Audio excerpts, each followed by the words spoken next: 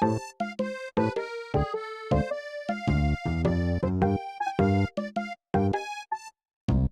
dans les actualités animées, édition spéciale 18+. Et non, ce n'est pas un podcast Bibliothèque Rose, ce sont les actualités de l'animation. On va parler de cinéma d'animation adulte cette semaine dans les actualités animées. À la fois la grosse sortie de la semaine avec Hazbin Hotel, un dossier spécial arnaque et animation que je vous ai préparé, qui est un peu léger pour se faire plaisir, et un grand panorama des séries adultes françaises qui se préparent pour les années à venir en animation. Bref, posez-vous et on commence tout de suite. La grande sortie de cette semaine, c'est Hazbin Hotel sur Amazon Prime. Hazbin Hotel, c'est une série qui a fait beaucoup parler d'elle, parce que c'est une série dont le pilote avait été diffusé sur le web il y a quelques années de cela, réalisée par Vivienne Medrano. Vivienne Medrano, c'est un peu une égérie de l'animation web ces dernières années.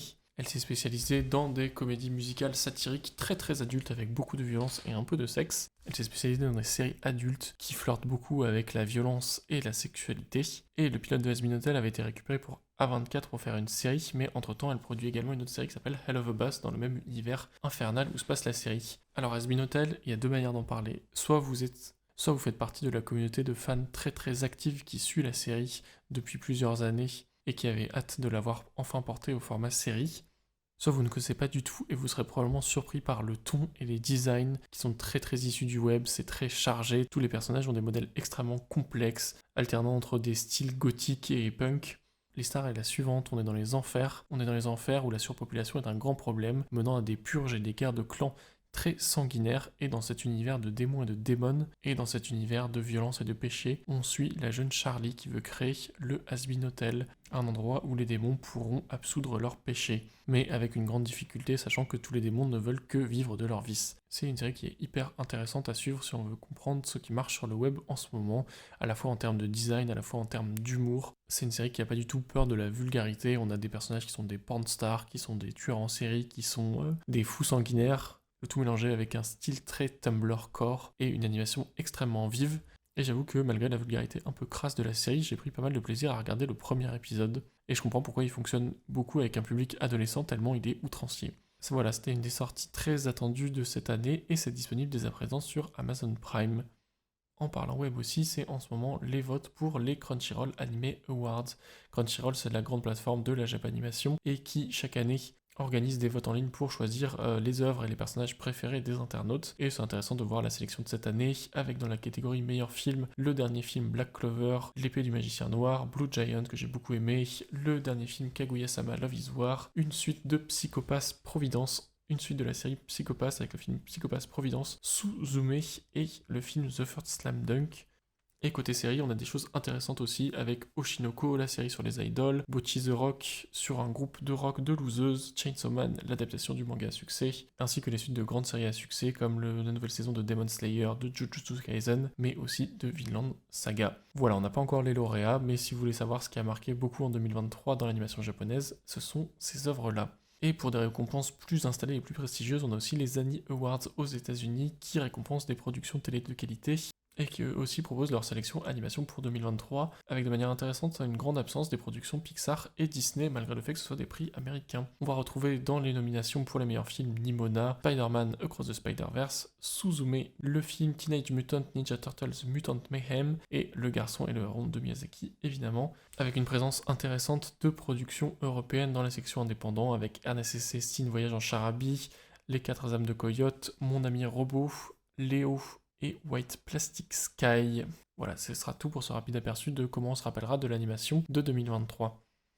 Ensuite, je vous ai préparé une chronique un peu intemporelle sur les arnaques web et l'animation. Alors on va beaucoup revenir sur des projets de Kickstarter, et c'est impossible de parler de Kickstarter et d'animation sans parler de ce projet avorté de série Miss Officer and Mr. Truffle. Si vous étiez sur Tumblr dans les années 2010, il est très peu probable que vous n'ayez pas entendu parler de ce projet. Miss Officer and Mr. Truffle, c'était un projet de série basé sur une image virale qui avait beaucoup circulé sur Tumblr et qui avait géré beaucoup de fanart. C'était basé sur une photographie d'une ranger et d'un jeune ourson qu'elle avait sauvé.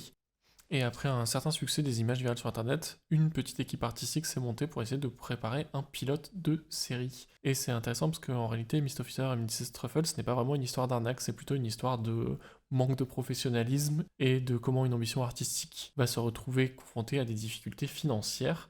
Alors l'équipe artistique qui était derrière le projet a essayé de lancer un Kickstarter à 73 000 € pour financer un pilote de 8 minutes de la série, et devant cette somme très importante demandée, beaucoup de personnes de la communauté Tumblr se sont beaucoup intéressées de près au projet, ont vu des manques professionnels évidents et sont allés chercher dans les historiques des créateuristes du projet, et peu à peu un mouvement de boycott s'est mis en place pour que la série ne voit pas le jour, et effectivement elle n'a pas vu le jour. C'est un peu une histoire mi-amère, mi-douce sur le fait que malgré des bonnes intentions et qu'il y a un engouement viral sur internet, ça ne veut pas dire qu'il faut forcément monter une série télévisée, parce que une série télévisée, ça demande beaucoup d'investissement, ça demande beaucoup de connaissances techniques, et les personnes qui étaient dans l'équipe artistique étaient des personnes qui avaient tout juste 18 ans. C'est intéressant de voir comment une communauté a pu créer un projet de série et le tuer en même temps, et pour longtemps sur internet on sera parlé de ce projet comme l'échec de Tumblr de mettre en place des réels projets, au-delà des discussions qui ont lieu sur le site.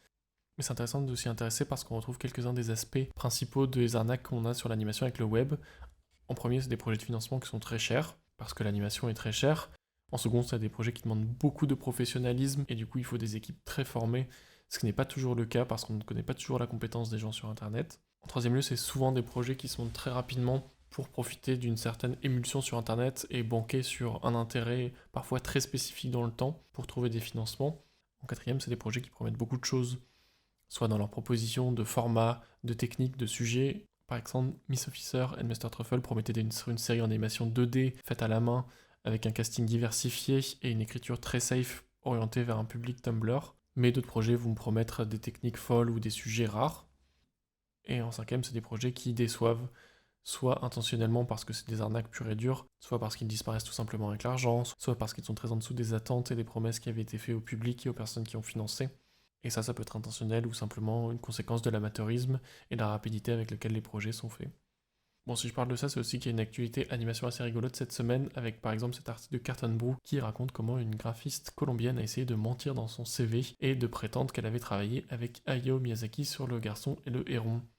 Alors c'est intéressant parce que c'est une arnaque qui est plutôt médiatique, c'est quelqu'un qui a voulu profiter de l'aura autour du dernier film de Miyazaki et de sa compétence professionnelle pour essayer de vendre son projet personnel ou son entreprise, et qui a rapidement été identifiée par la presse parce que, évidemment, elle n'était pas créditée dans le film de Miyazaki, et ses déclarations sur son travail en collaboration avec Miyazaki étaient un peu ubuesques, avec par exemple le fait qu'elle aurait dessiné plusieurs dizaines de milliers de dessins dans le film final, alors qu'elle ne figure pas au générique. Côté animation web, on a eu un événement récent qui a été beaucoup qualifié d'arnaque, et qui est assez intéressant à analyser. C'est l'histoire d'un youtubeur américain, Verbale Ace, qui fait du doublage et du beatbox autour de séries d'animation, et notamment de grandes séries à succès sur sa chaîne YouTube. C'est intéressant parce que c'est un créateur de contenu qui fait des contenus dérivatifs autour de licences de jeux vidéo et d'animation, avec un grand succès, et l'histoire est complètement étrange et très web. C'est une histoire qui est complètement étrange parce que c'est un projet de clip d'animation sur lequel il a travaillé et qui lui a coûté énormément d'argent et qu'il a abandonné. Il avait travaillé sur un projet de beatboxing vidéo mettait en scène une course-poursuite / complet stalking d'un personnage de Hazbin Hotel sur l'avatar de Verbal Ace. Le produit final était beaucoup trop porno soft pour qu'il le sorte sur sa chaîne principale qui est beaucoup plus orientée jeunesse, et comme il ne savait pas où la mettre, il l'a finalement complètement enterré. Mais l'histoire a pris une tournure étrange car il y a eu une révélation récente que cette vidéo aurait coûté 47 000 $ à produire.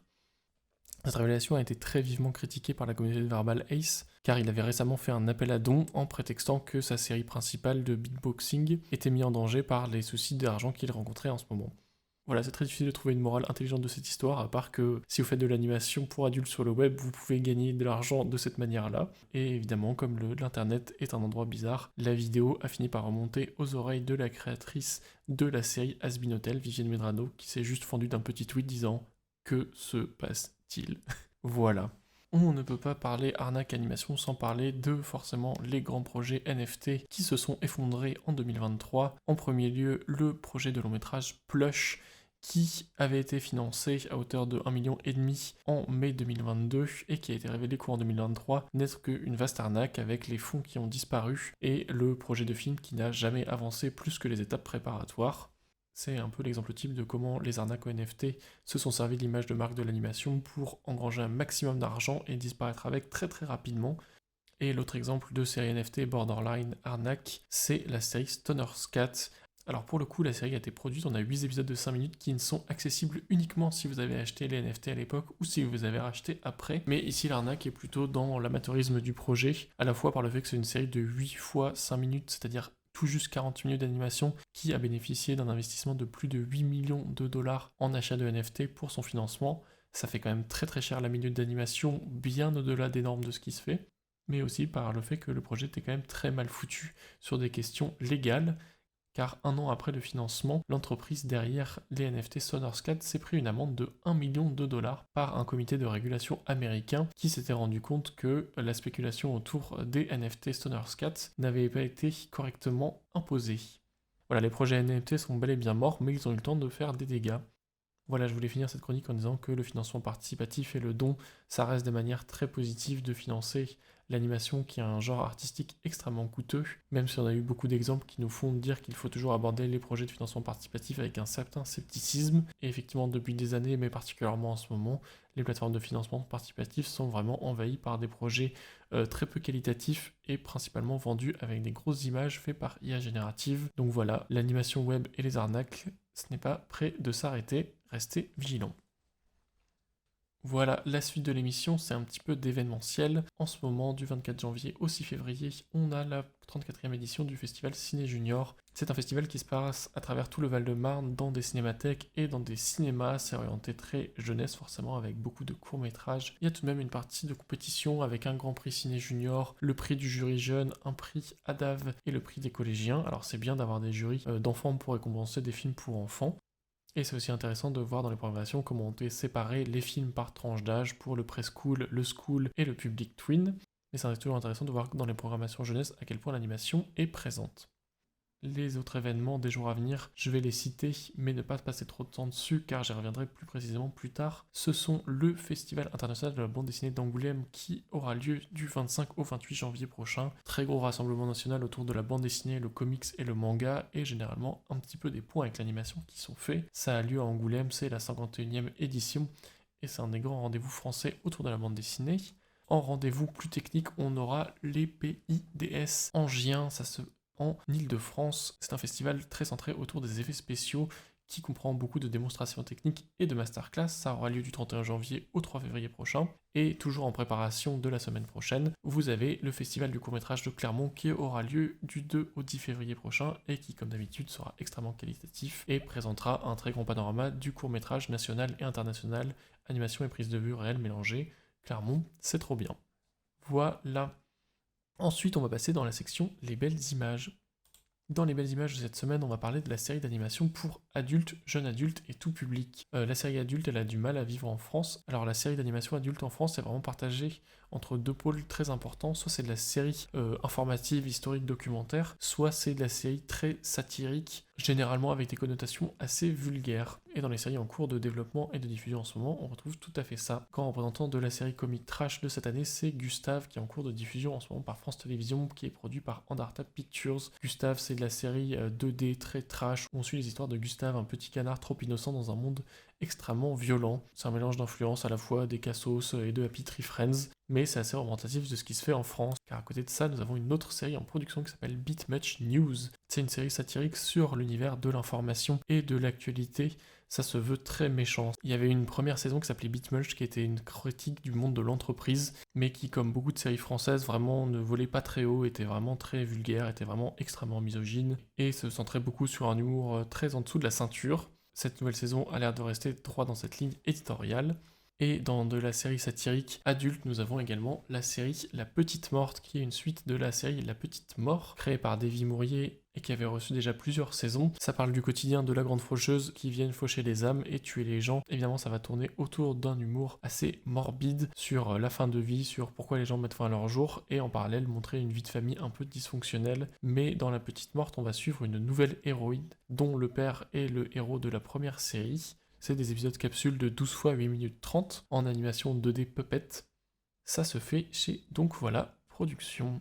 Autre projet série intéressant, c'est Tom Clancy's Splinter Cell. Alors c'est un projet qui est développé par Ubisoft, la grande entreprise de jeux vidéo qui est à l'origine de la série de jeux vidéo Tom Clancy's, qui parle d'espionnage et d'aventure militaire. C'est un projet assez inhabituel pour le paysage de l'animation française, c'est 8 fois 22 minutes, c'est une série adulte d'infiltration, de combat et d'action. C'est actuellement en cours de production. Voilà, avec le budget d'Ubisoft et la proposition originale de la série, on s'attend à une série adulte très orientée sur l'action et l'espionnage. Ensuite, on aura la mini-série Ordure qui va suivre sur 4 épisodes de 13 minutes les aventures d'objets abandonnés, notamment son personnage principal qui est un gobelet. C'est une série qui est hybride entre de la prise de vue réelle et de la stop motion qui est développée par le studio Darjeeling et les studios Foliascope. On n'a pas énormément plus d'informations sur la série, mais la proposition est assez atypique donc j'avais envie d'en parler. On va ensuite quitter la série adulte pour aller sur d'autres formats qui sont plutôt l'unitaire TV et la VR. Alors le premier projet intéressant, c'est un projet porté par Boris Labbé qui s'appelle Mono no Aware, qui est une expérience VR. Mono Aware, c'est un concept japonais sur le sentiment qu'on a en réalisant l'impermanence des choses. C'est un projet d'expérience VR d'une 20aine de minutes produit par Sacre Bleu Productions. C'est en cours de production actuellement par Boris Labbé, qui est un spécialiste des installations artistiques en lien avec l'animation, et je suis très curieux de savoir comment ça va rendre.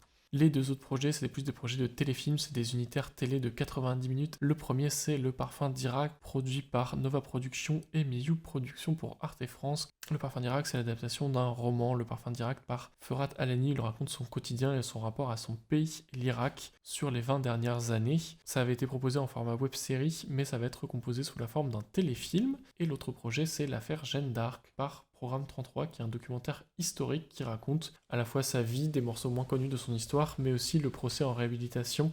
Voilà, c'est un projet qui va utiliser l'animation et le docu-fiction pour faire redécouvrir un grand personnage de l'histoire française, et c'est assez intéressant. Ce sera tout pour ce panorama production d'animation adulte. Comme je vous le disais en début de chronique, on a des propositions qui sont assez diverses en France, mais qui sont malheureusement trop rares, et qui pour l'instant ont du mal à se développer, mais on peut saluer les choses qui se font déjà actuellement. Au cinéma cette semaine, une seule sortie, City Hunter Nicky Larson Angel Dust. C'est une nouvelle adaptation en long métrage du manga City Hunter de Tsukasa Ojo. C'est une saga assez connue de l'animation japonaise en France qui avait été réadaptée de manière assez hasardeuse, mais qui a un public de grands fans en France, au point qu'on a eu une adaptation en live française de la série il y a quelques années de cela.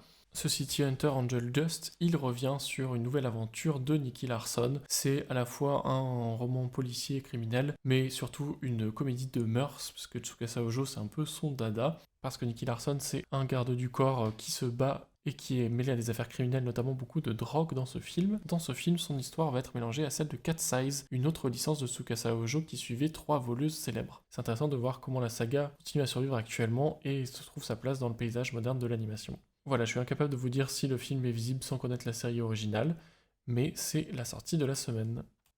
Voilà, c'est tout pour cette semaine, j'espère que je vous ai appris quelques trucs intéressants sur l'animation adulte et les différentes formes qu'elle peut prendre. J'espère que ce dossier sur les anacs vous a fait un peu rire, c'était le but, et en tout cas je vous dis à la semaine prochaine, et en attendant, voyez de bonnes choses, parlez de bonnes choses, et surtout, créez de bonnes choses.